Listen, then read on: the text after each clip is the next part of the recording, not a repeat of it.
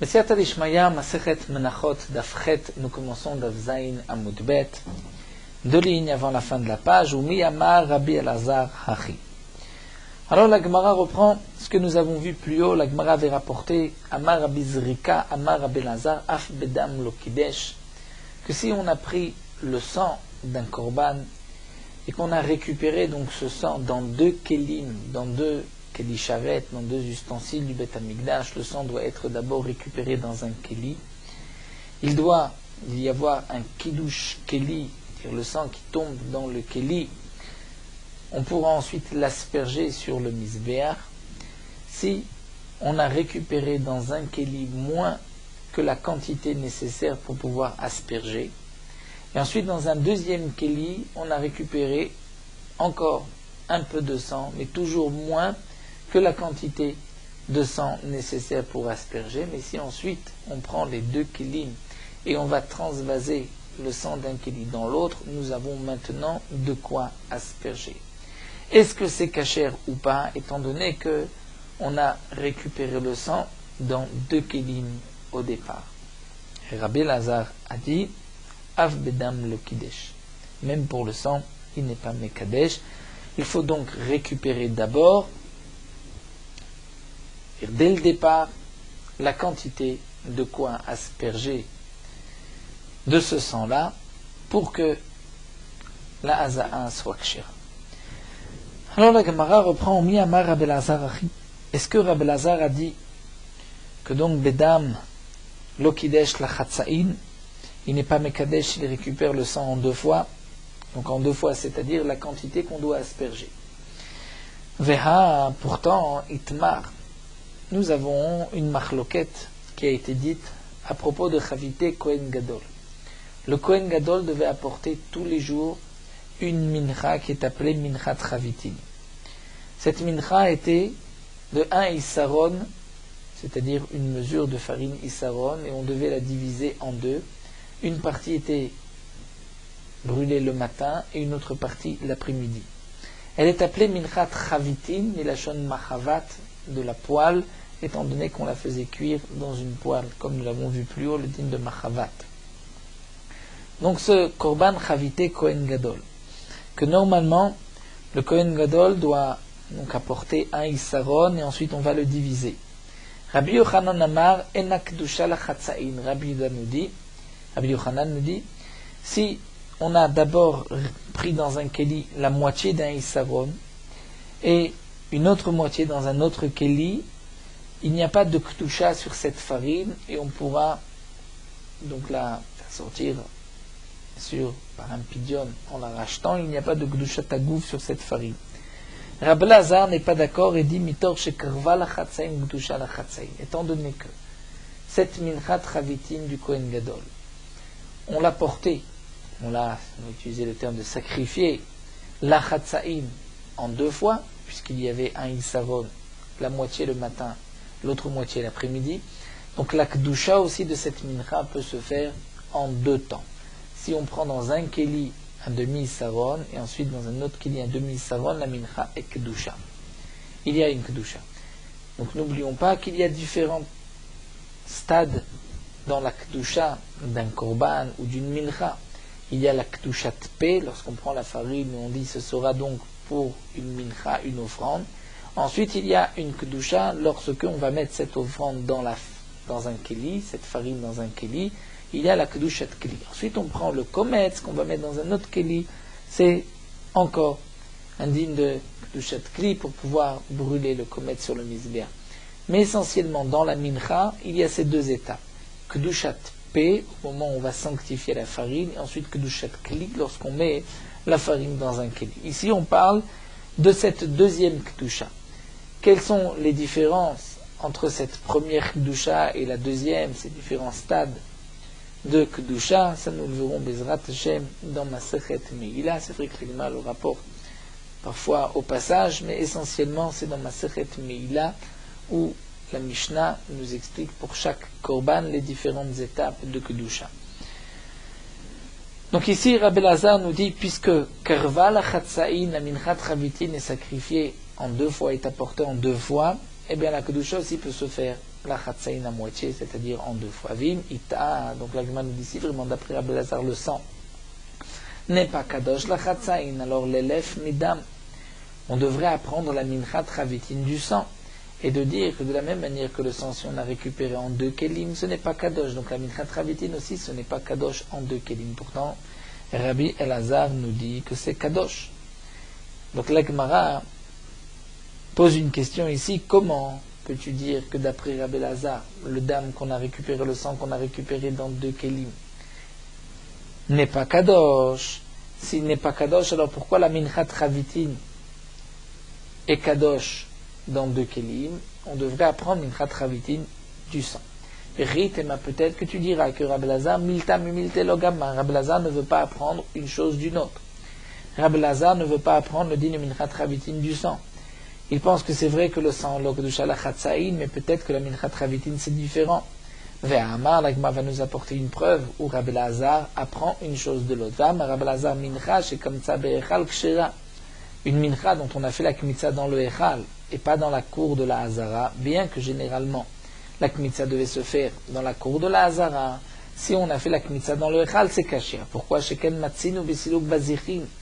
Comme on a vu, lorsqu'on va enlever les cuillères, le silouk, enlever bazichin, les cuillères dans lesquelles il y avait de la levona, ces cuillères étaient posées sur le shulchan, et les cuillères où sont posées la levona, lorsqu'on les enlève, ces cuillères, ça correspond à une kmitza.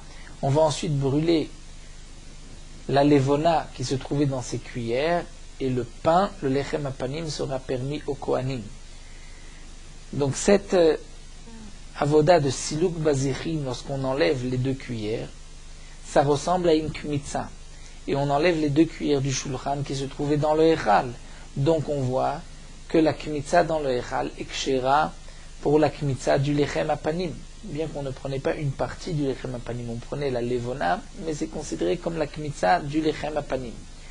Puisque une fois qu'on va brûler la levona, on pourra manger le lechem apanim. Donc voici que d'après Rabbi Elazar, la mincha dont on a fait la kmitza dans le echal est kshera. Pourquoi? Parce que nous avons vu que Silouk Bazichin se faisait aussi dans le echal. Donc tu vois qu'on apprend une chose d'une autre.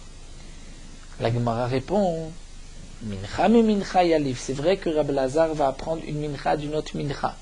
Apprendre une mincha dont on fait la kmitza du echal, de dire que c'est kasher, parce qu'il y a une autre mincha, c'est-à-dire le lechem apanim, ou lorsqu'on va prendre la levona, c'est du echal et c'est kasher, ça Rabbi Elazar accepte.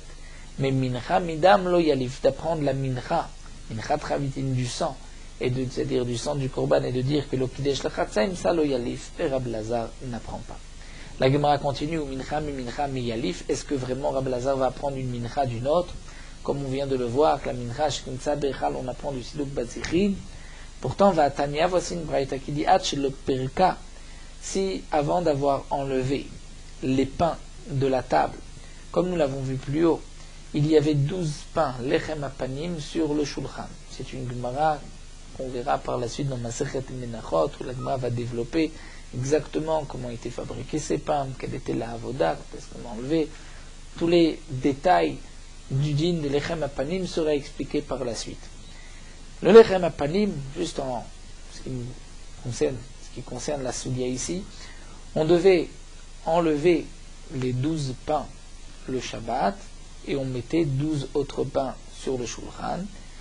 Il y avait aussi 2 cuillères de levona qu'on enlevait du shulchan, qu'on brûlait sur le misbéach, et ensuite on partageait, on donnait le pain au kohanim qui allait le manger le Shabbat même. On remettait donc le même Shabbat, nous verrons exactement comment on enlevait, comment on mettait, puisque c'est marqué tamid, que le pain devait rester tout le temps sur le shulchan. Et on enlevait donc chaque Shabbat les bazichim, les cuillères, mais on en remettait 2 autres pour le pain qui allait rester toute la semaine jusqu'au Shabbat suivant. Donc voici la Braïta nous dit Vatania Hachelo Perika. Si avant d'avoir enlevé le pain du Shulchan, Nifras Lachma, le pain s'est cassé, c'est ouvert, alors Alechem Pasoul, le Lechem est Pasoul. Ve'en maktir alav et bazichin, on ne pourra pas brûler les bazichin étant donné que le pain s'est ouvert, c'est knorisé.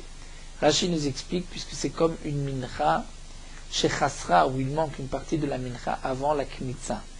Il y a un din que si nous avons une mincha qu'on a posée, donc un issaron, une mesure de farine dans un keli, et qu'une partie est tombée du keli et a disparu, on ne pourra pas ensuite prendre la kmitza de ce qui reste. C'est un din.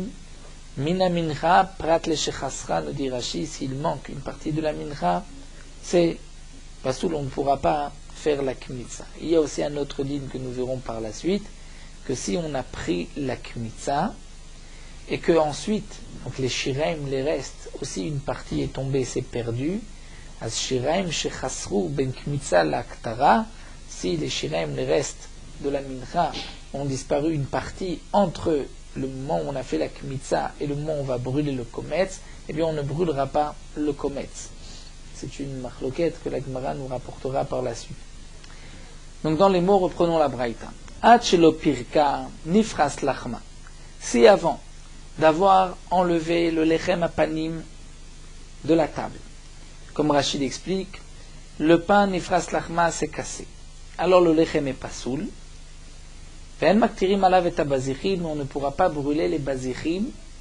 Pourquoi? Parce que c'est une mincha dont le pain, dont une partie est manquante avant la kmitza.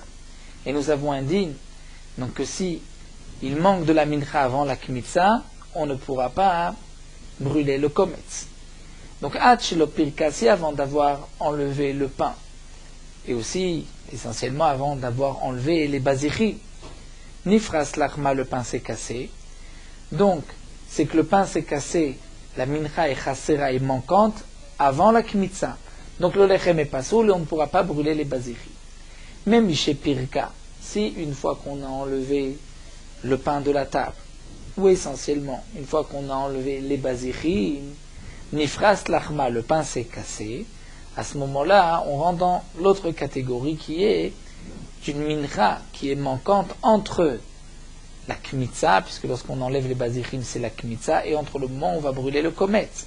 Et donc là, lechem pasoul, le pain est pasoul, parce qu'il y a un din de shiraim, shechasrou, entre la kmitza et la ktara, on ne peut pas manger les shiraim, mais ou maktir alavet bazichim, et on pourra brûler les bazichim. Ve'amar Rabbi Elazar, et Rabbi Elazar a dit, Lo pirka mamash, ce qui est marqué dans cette braïta, lo pirka ou mishe pirka, ce n'est pas pirka mamash lorsqu'on a vraiment enlevé le pain, on a enlevé les bazichim. Et là, kevan shegiaz mana lefarek, afalpi shelo pirka ki mishe pirka dame. Lorsqu'arrive le moment où on doit enlever le pain, on doit enlever les bazichim, c'est-à-dire lorsque les 6 heures du début de la journée sont passées, donc après Chatzot, dans ce cas-là, même si on n'a pas encore enlevé les bazichim, on n'a pas encore enlevé le pain, on rentre dans Kemishe Pirka, c'est comme si on l'avait enlevé, et donc on considère que si là le pain s'est cassé, même avant d'avoir enlevé les bazichim et le pain,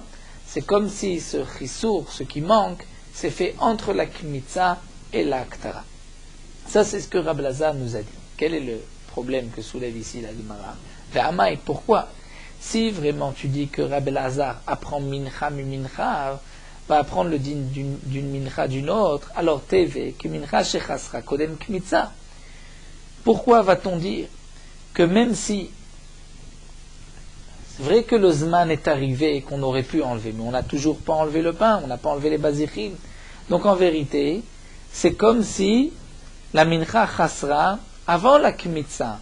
Et avant la kmitza, c'est pas soul. Pourquoi on dit que lorsqu'est arrivé le moment, c'est comme si c'était déjà après la kmitza et on va quand même brûler les bazichim sans manger le pain? Non, on devrait dire qu'on ne brûle même pas les bazichim. Donc puisque tu vois que d'après Rabbi Elazar, dès que le moment d'enlever les bazichim et le pain est arrivé, c'est comme si on avait enlevé, donc on ne va pas comparer le lechem apanim aux autres menachot. La Gemara répond non. Halokasha, c'est pas une question. En vérité, Rabbi Elazar apprend toujours une mincha d'une autre. Seulement, il y a une différence entre cette mincha de lechem apanim et la mincha habituelle. Parce que mincha lo barir brera kometz d'idée. Dans la mincha, c'est vrai que s'il manque de la mincha avant le kometz, même si on peut prendre tout de suite le kometz, on ne va pas dire que c'est comme s'il manque un peu de la mincha après le kometz. Pourquoi? Parce que dans une mincha habituelle, tant que je n'ai pas pris le kometz, on ne le voit pas, il n'est pas séparé le kometz de la mincha. Mais pour le lechem apanim, c'est différent. Veha barir brire kometz d'idée. Le kometz du lechem apanim et barir est à part, puisqu'on voit les 2 cuillères qui sont à part, et sont, c'est pas un morceau du pain qui est la kmitza du lechem apanim, c'est des bazirim.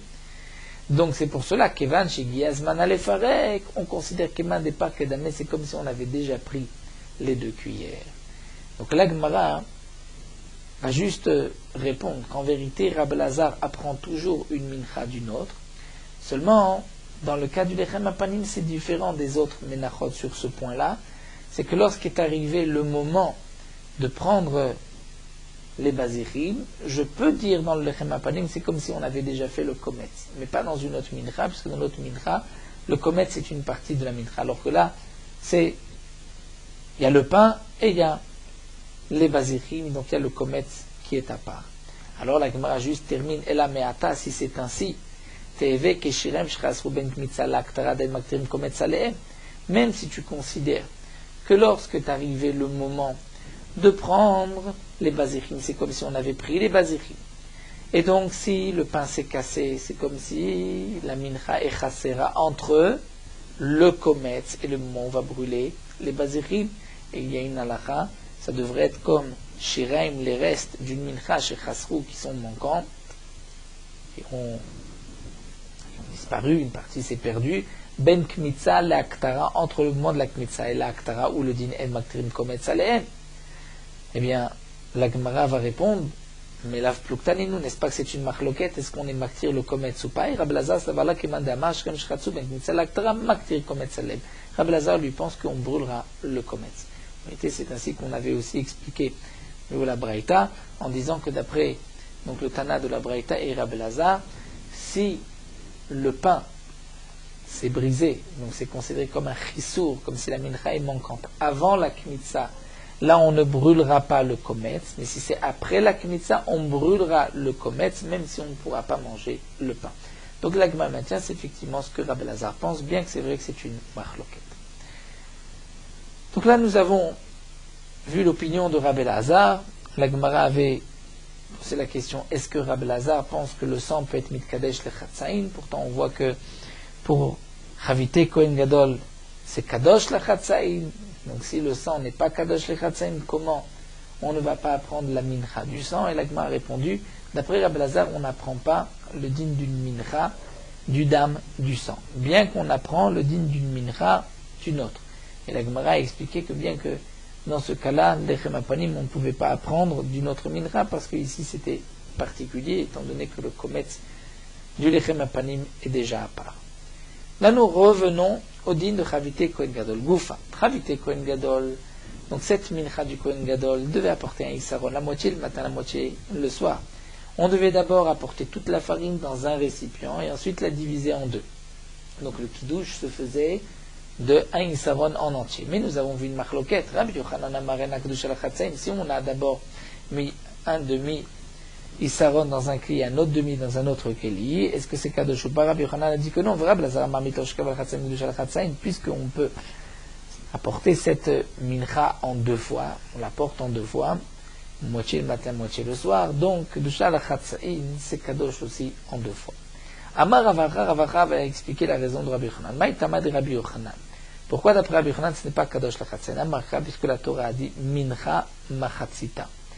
La Torah a dit Zé Korban Aaron, voici le Korban de Aaron, et c'est marqué Asiri Taefa Solet Mincha Tamid Machatzita.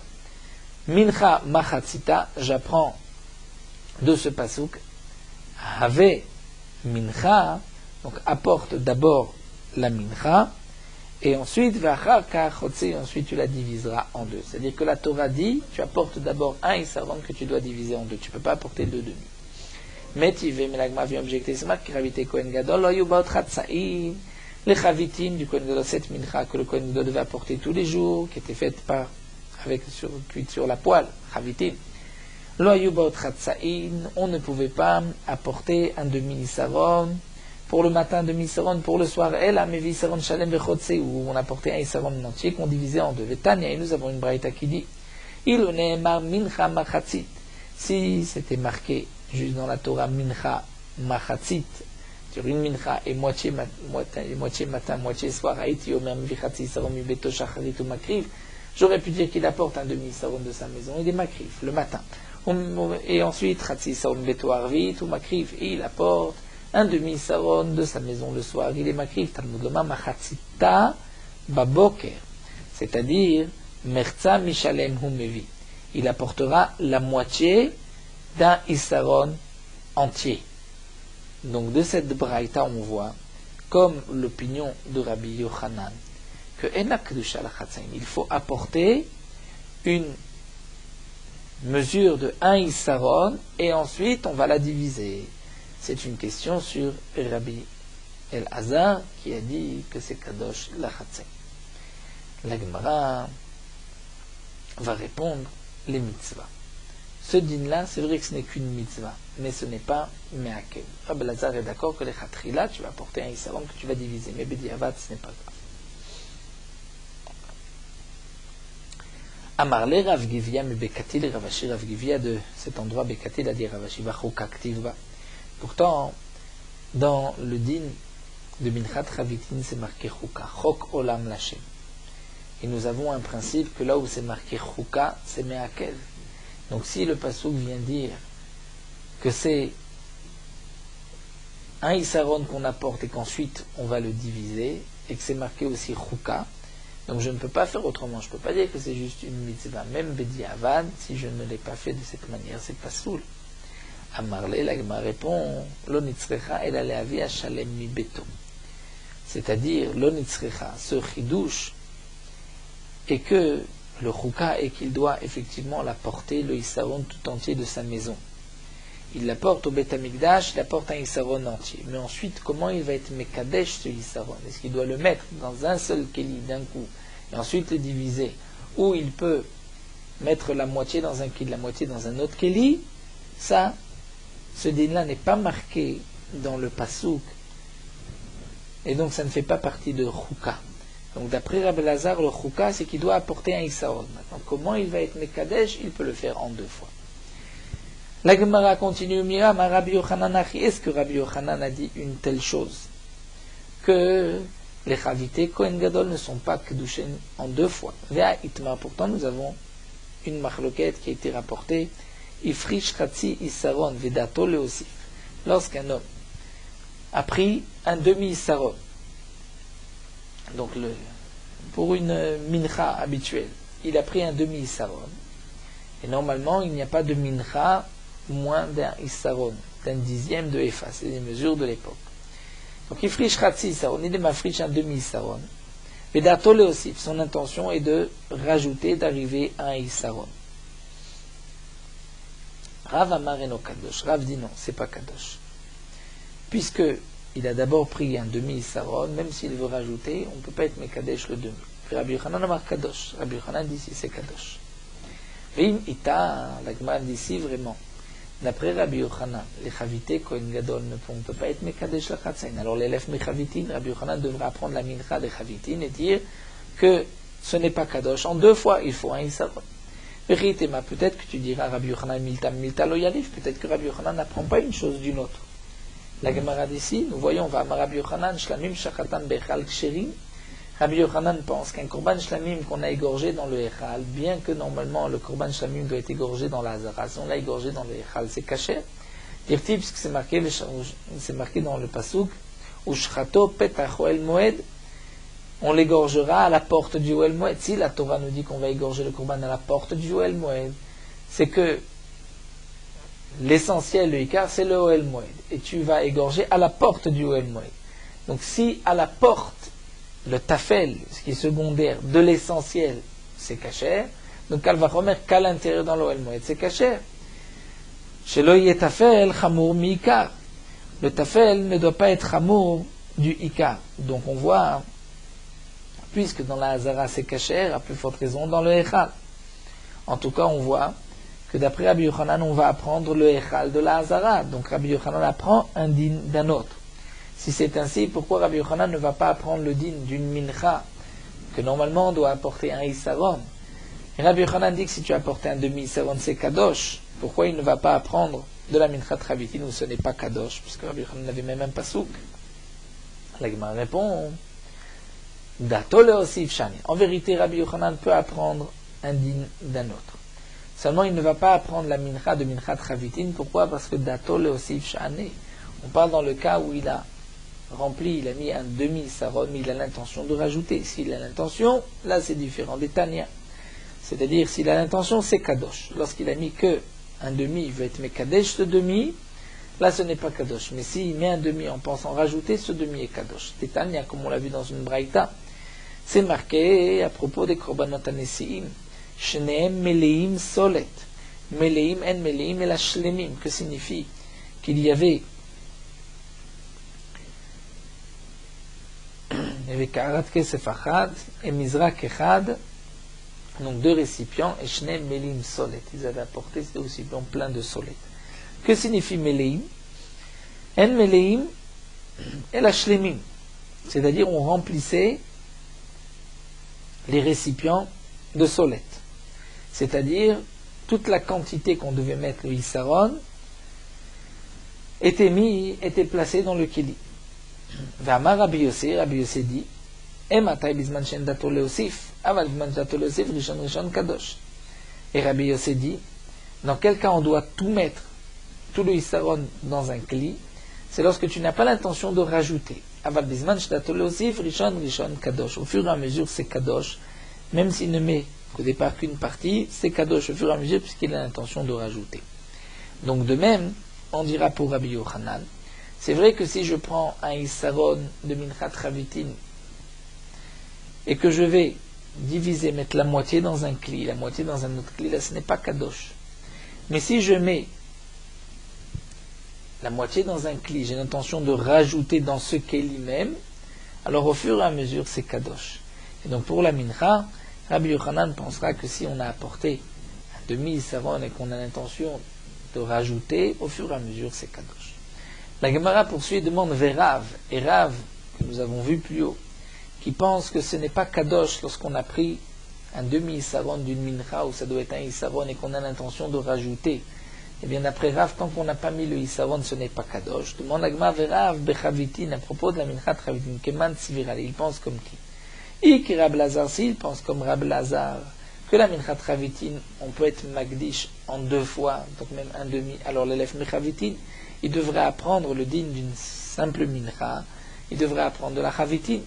Vérité, peut-être que tu diras que Rav Miltam Milteloy, Rav n'apprend pas un din d'un autre. Je vais te prouver le contraire. Rav mincha kedusha belo shemen. Rav nous a dit, donc on va au fur et à mesure où la Gemara va nous enseigner, vu plus haut, est-ce que Rab Lazar apprend un din d'un autre, est-ce que Rabbi Yochanan apprend un din d'un autre, est-ce que Rav apprend un din d'un autre. Et au passage, donc la Gemara nous rapporte d'autres enseignements enrichit notre connaissance sur des dinim qui ne sont pas obligatoirement en rapport avec Menachot. Donc là, Gemara nous dit, si pour Rav c'est en rapport avec Menachot, Rav, pourtant Rav nous a dit, Mincha Kedusha Belo Shemen. Une Mincha peut être Kedusha si tu mets dans le Keli de la farine sans huile, c'est Kadosh. La preuve, Sheken Matzinu Belechem Apanim. Lechem Apanim, il n'y avait pas d'huile. Mais il y avait une levona. Donc tu vois que il peut y avoir un kiddush même sans shemen, sans huile. Belo levona, si on met une mincha sans levona, sans cette levona, cette plante qui met une bonne odeur, on mettait avec les menachot, mais une mincha sans levona peut être aussi kadosh. Ken matzil minchat nesachim, comme on voit, la minchat nesachim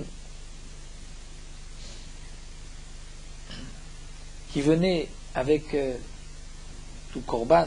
C'est marqué dans Parashat Shelach Lecha, on rajoutait une minchat nesachim, une offrande, et il y avait là-bas de la levona, mais il n'y avait pas de levona, mais il y avait de l'huile. Et belo shemen ou belo levona, c'est aussi kadosh ken matzinu minchat choté, comme on voit la mincha de celui qui a fauté, il a porté une mincha de farine sans huile et sans levona. Donc, Rav nous enseigne qu'une mincha, c'est-à-dire lorsque tu mets de la farine dans un keli, dès que la farine se trouve dans le keli, il y a une kedusha, donc on ne peut plus ensuite racheter la farine de ce keli, on est obligé de rajouter de l'huile, de la levona en fonction de la mincha. En tout cas, Rav apprend une mincha d'une autre. Donc si Rav est d'accord avec Rabbi Lazar que mincha travitin peut y avoir une kedusha si on prend la moitié de la quantité, alors pourquoi Rav pense dans une mincha de Issaron lorsque je ne mets que la moitié et que j'ai l'intention de rajouter, pourquoi ce n'est pas kadosh? Alors la Gemara dit effectivement, al-Koch Rav que Rabbi Yochanan Tzfirale, je suis obligé de dire que Rav pense comme Rabbi Yochanan, que dans mincha travitin ce n'est pas kadosh la chatzaïn, et c'est pour cela qu'une autre mincha aussi ce n'est pas kadosh la chatzaïn.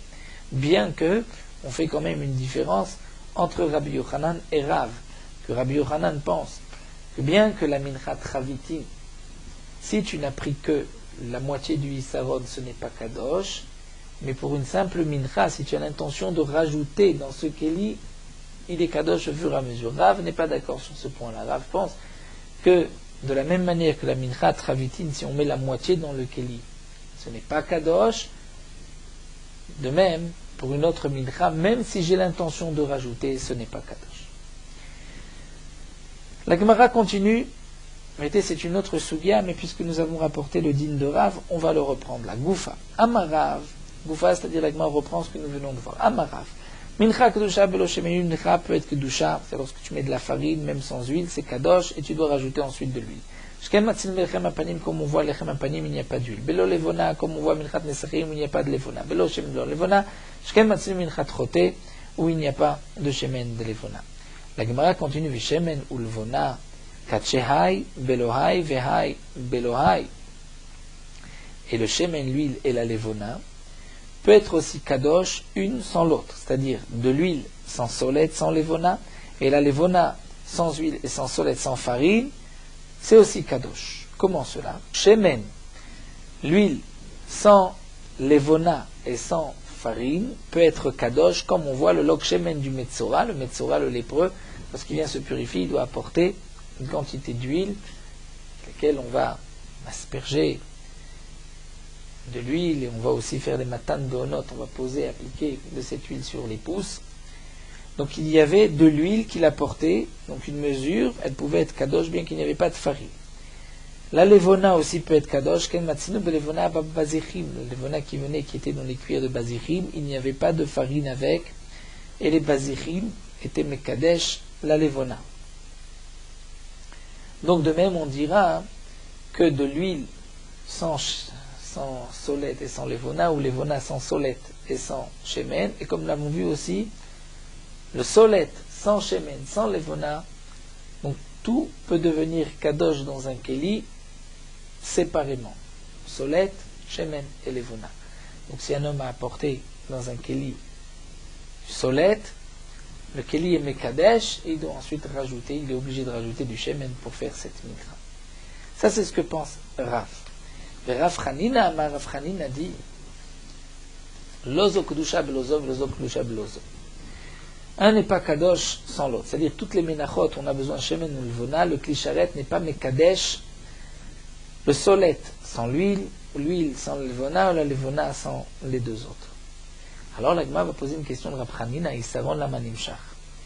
Dans le Beth Amikdash, il y avait un Issaron. Un Issaron, c'est une mesure dans laquelle on mettait le 1/10 de Efa, Issaron de Efa, cette mesure de farine pour les menachot. Dans le Issaron, on ne pouvait pas faire rentrer plus qu'un Issaron de farine. Donc il n'y avait ni d'huile, ni de levona. Si, d'après Rav Chanina, lorsqu'on amène un Issaron de farine, il n'y a pas de kiddush, s'il n'y a pas d'huile et de levona, alors pourquoi était-il nécessaire de oindre ce keli de Issaron dans le Beth Amikdash, puisqu'il n'avait aucune utilité, si ce n'était pas pour être mekadesh les menachot? Dans les mots de la Gemara, il y a une parenthèse, on pourrait la lire aussi. C'est-à-dire que Issaron n'est fait que pour mesurer la farine, et la farine en vérité n'est pas kadosh sans shemen. Donc si le keli n'est pas mekadesh, alors on n'a pas besoin de le oindre avec du shemen à mishra. Alors la Gemara va répondre, on avait besoin de ce keli pour la mincha trottée, pour celui qui a fauté, qui a porté une mincha dans le korban ou le viored. Il était impur, par exemple, il rentrait dans le Beth Amikdash où il a mangé un korban. Il doit apporter une mincha de farine, et cette farine, il n'y avait ni huile, ni levona, donc on mettait dans ce keli un isaron, et on était makdish. Toujours d'après Abchanina, velog lama nimshar. Pourquoi le log était nimshar? Puisque le log, on ne peut pas mettre dans cette mesure de la farine aussi. Alors répond Abchanina, le log shel metzora. Il devait être mekadesh, le log du metzora, du lépreux. Le lépreux qui apportait cette huile, donc dans le keli du log, l'huile était sanctifiée, c'est pour cela qu'il fallait oindre le keli, puisque tout keli, pour qu'il puisse être mekadesh, il fallait le oindre. Ve'af Shmuel Savar le Rav, la Gemara continue, et même Shmuel est du même avis que Rav, que le solet sans shemen et sans levona, ou shemen sans levona et solet, ou levona sans shemen et solet peut être mekadesh d'etnan, comme c'est marqué keli alach mekatshim et alach. C'est une Mishnah dans Masechet Zvachim que nous avons vu. Le keli alach, un ustensile de l'ach qui servait pour le liquide, n'était mekadesh que le lach, que le liquide. Midot ayavesh, les mesures, pour mesurer ce qui est sec, mekatshim et ayavesh, pouvait être mekadesh le sec. En keli alach mekatshim et ayavesh, un keli du lach, de ce qui est liquide, ne pouvait pas être mekadesh le solide, le sec. Velo midot ayavesh mekatshim et ayavesh, les mesures du yavesh, de ce qui était sec, ne pouvaient pas être mekadesh le liquide. Et il y avait, comme Rashi nous le rapporte, il y avait deux mesures de yavesh, le isaron et le chatzi isaron. Ve'amar Shmuel, et Shmuel a rajouté, lo shanu el midot, ce qui est marqué, que le keli alach n'est pas mekadesh le yavesh, c'est-à-dire le keli du liquide n'est pas mekadesh qui est solide, qui est sec, c'est seulement les midot, c'est-à-dire les mesures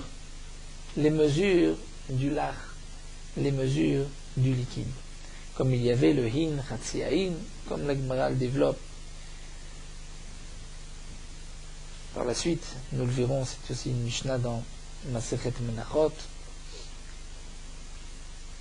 Donc Shmuel nous dit le shanu il a midot, c'est seulement les midot, les mesures du liquide qui ne peuvent pas être mekadesh le solide. Aval mizrakot, mekachot et ayavesh. Mais les kelim, les ustensiles qui servaient, c'est vrai, au liquide, mais on pouvait aussi les utiliser pour sanctifier le solide, le sec. Shenema, comme c'est marqué, shneem elim solet, belula bashem ele mincha. Dans le pasouk, c'est marqué qu'il y avait des mizrakot, mizrak echad, kaharat kesef achat, et mizrak echad, et les deux étaient mélim plein de solet, mélangés avec de l'huile. Donc on voit que le mizrak peut servir au solet, peut servir aussi à la farine. Donc Rashi nous dit que ce passage Shneem Melim Solet, il s'agissait des minchat nesachim qu'on apportait avec les korbanot, et il faut aussi mettre de l'huile, et c'est marqué que le mizrak, la kara, ont été mekadesh solet, la farine. Donc on voit que le klisharet peut être mekadesh le solet, même si on n'a pas encore rajouté de l'huile.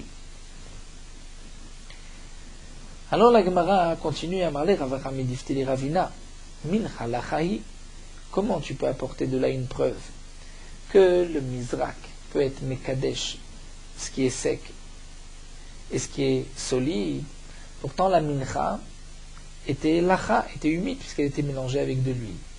Donc de ce passouk, tu ne peux pas apprendre que le mizrak est mekadesh le yavesh, puisqu'ici il s'agissait d'une mincha mélangée avec de l'huile. Amarle, il lui a répondu, l'onitzrichal yavesh sheba. Dans la mincha, il y a toujours quelques grumeaux de farine qui ne sont pas mélangés avec l'huile. Donc ces grumeaux étaient mitkadesh dans ce keli. Donc c'est ce que Shmuel a voulu apporter comme preuve qu'un mizrak, c'est cet ustensile, bien qu'il était utilisé généralement pour du liquide, mais il pouvait être aussi mikadesh le solide d'une mincha, ou même si elle était mélangée avec de l'huile, il y avait toujours des grumeaux qui n'étaient pas bien mélangés avec l'huile.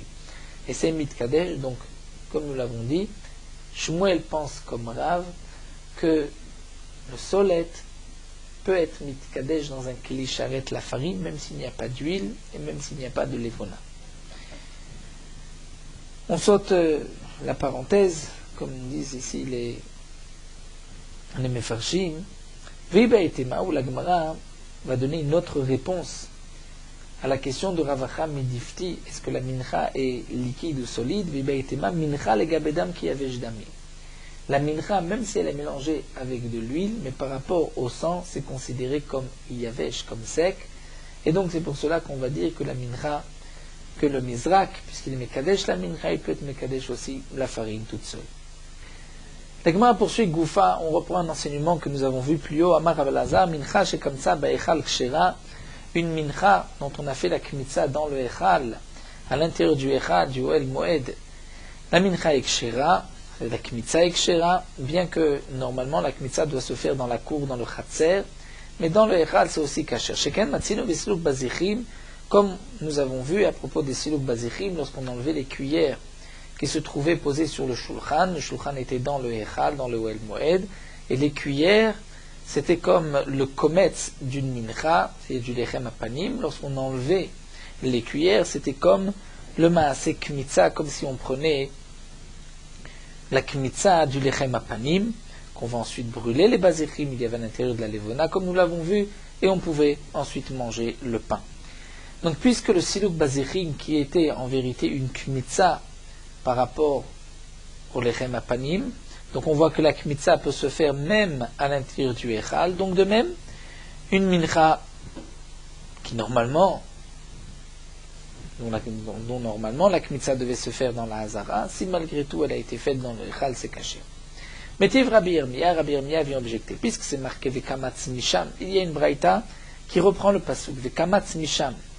Le Kohen devra faire la kmitza de là-bas, Vekamatz Misham. De là on apprend Mimakom Sheragle Hazar Omdot, de l'endroit où les pieds du Zar, c'est-à-dire même d'un Israël, se tiennent.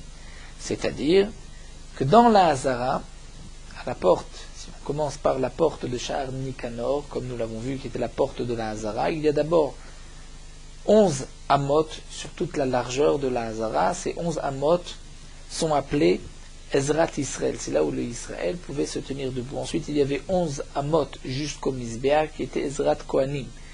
Ensuite, il y avait toute la partie du Mizbeach, et entre le Mizbeach et le Echal, donc le Oulam d'abord, le Oulam, le Echal, Kodesh HaKodeshim, et derrière, il y avait encore un espace jusqu'à la fin de la Hazara.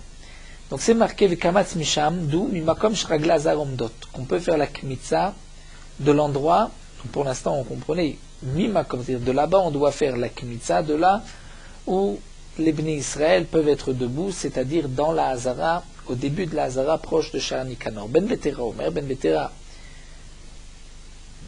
nous dit, comme explique Rashi, la Gemara termine juste la Braïta, Ben Vetera dit, Minaim Shim Kamatz Bismol Sheyarzir Vikmotz Binyamin, comme nous l'avons vu, d'après Ben Vetera, si on a fait la Kmitza avec la main gauche, la Kmitza et Psula, on peut remettre le kometz, ensuite reprendre avec la main droite, une nouvelle fois la Kmitza. Et c'est caché. D'où est-ce que l'on sait? Talmud Loma avec Kamatz Misham. Il prendra de là-bas. C'est quoi de là-bas? Mimakom chez Kamatz Kvar, d'un endroit où il avait déjà fait la Kmitza. En tout cas, de la Recha, du début de la Braïta, où c'est marqué avec Kamatz Misham Makom chez Ragla Hazar Omdot, on voit que la Kmitza doit se faire de la Hazara. Et Kade Amre, d'après une version, Hu Motivla, lui-même Rabbi Yirmiyah qui pose la question, Hu Mefarikla lui-même répond. Et Kade Amre, d'après une autre version, c'est Amarle Rabbi Yaakov, le Rabbi Yirmiyah Bar Tachlifa. C'est Rabbi Yaakov qui a dit à Rabbi Yirmiyah Bar Tachlifa, Esber Alecha, je vais t'expliquer, ce n'est pas une question ce que tu poses, lo nitzrecha el alachir et kol hazara kula. En vérité, ce qui est marqué dans la Braïta avec Kamatz Misham, mimakom sheragla hazar omdot, ça ne veut pas dire que c'est dafka dans la hazara et pas dans le echal. Le chidouche, c'est que toute la hazara est kshera. J'aurais pu croire que peut-être seulement une partie de la Hazara est kshera, seulement la partie nord de la Hazara. Le chidouche, c'est que toute la Hazara est kshera, mais ça ne vient pas exclure le Echal, comme tu l'as compris. Donc dans les mots, Isbera l'Echal, on isrecha l'archiret kol Hazara kula, le pasuk vient être marchir, vient rendre kasher toute la Hazara. Shelo tomar, pour ne pas que tu puisses dire, oh il veola kodesh kodashim, puisque le korban ola, on sait que c'est kodesh kodashim, c'est à ce degré de kedusha qui est appelé kodesh kodashim. Et mincha, c'est aussi kodesh kodashim. Comme c'est marqué dans la Torah à propos de la mincha, que c'est Kodesh Kodashim. Donc j'aurais peut-être pu dire Maola tu natsafon, afmincha tu natsafon, de la même manière que le korban ola doit se faire au nord, alors la mincha aussi, on doit faire la kmitza au nord. Donc vient le pasuk de Kamas Mishan pour me dire non, dans toute la Hazara c'est caché, mais ce n'est pas que le pasuk vient exclure et nous dire dans la Hazara mais pas dans le Echal. Mais la Gemara pose une question, comment tu peux apprendre la mincha de la ola? De dire, puisque ola c'est otsafon, alors mincha c'est otsafon, c'est ainsi qu'on aurait pu penser. La Gemara pose une question, mais si tu avais pensé une telle chose, je t'aurais dit mal et ola shken kalil. Tu ne peux pas apprendre la mincha d'un korban ola, puisque le korban ola est entièrement brûlé. Peut-être que c'est différent. Alors la Gemara répond, non, mais je l'aurais appris du khatat. Khatat aussi, c'est kodesh kodashim, mais c'est betzafon. La Gemara dit, mais mal et khatat shken mechaper et al tout, si tu l'avais appris. Donc le din de mincha, tu avais appris du khatat, je t'aurais dit, mais le khatat, il est mechaper sur les chayvé kritout. Il est mechaper sur une avera chamoura, une avera à laquelle il y a la peine de mort de karet. Donc peut-être que c'est pour cela que pour le korban khatat, il faut tsafon, mais peut-être pas pour la mincha. Alors je l'aurais appris mais hacham, du korban hacham. Mais mal hacham, shkel minedamim, korban hacham, il y a quand même une khumra puisque c'est du sang. Il y a du sang qu'on va asperger sur le misbéach, alors que pour la mincha, il n'y a pas de sang. Qu'il y ait donc une kapara, comme dit Rashi, par le sang, comme c'est marqué dans le pasuk qui Adam ou Banefesh, Yechaper, il y a là une khumra. Et d'ailleurs, la Gemara reprend Mikul Hunamesh Ken Minedamim, même si tu voulais apprendre du korban, ola, khatat, hacham, ensemble, faisant un ma'atzad, donc de voir le point commun, je t'aurais dit, tu ne peux pas prendre mincha de ces trois korbanot, parce que ces trois korbanot, il y a le dam, le sang qui va être mechaper. Donc, si c'est ainsi, la réponse de Rabbi Yaakov tombe. On ne peut pas dire qu'il y avait une avamina, une pensée, que la mincha devait se faire au tsafon. Et là, alors, il me reprend. Voici ce qu'on aurait pu dire. Itzter, sal kadataramina, on aurait pu croire au victive, puisque c'est marqué. À propos de la mincha, avant de faire la kmitza, c'est marqué Vigriva et la Kohen, Vigisha et la misbéach. On doit apporter la mincha au Kohen. Le Kohen va approcher la mincha. Il va donc poser la mincha, l'offrande dans un keli, et il va l'approcher du misbéach et faire toucher le keli du misbéach. Le keli va toucher le misbéach.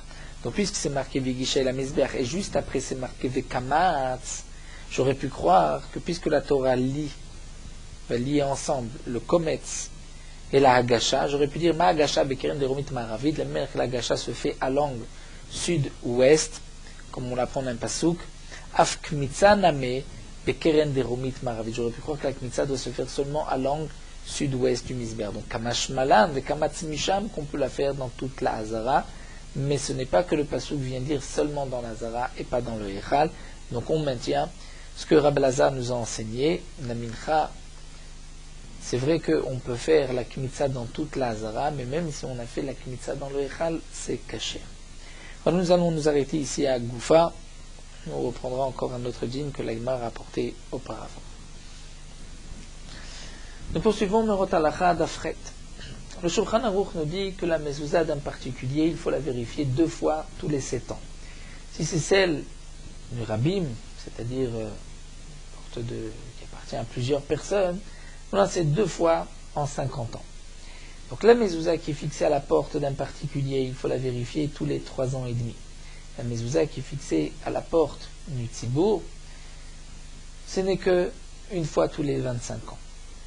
La raison pourquoi on doit vérifier la mezouza, c'est parce qu'on craint que peut-être la mezouza va s'abîmer, parchemin va pourrir.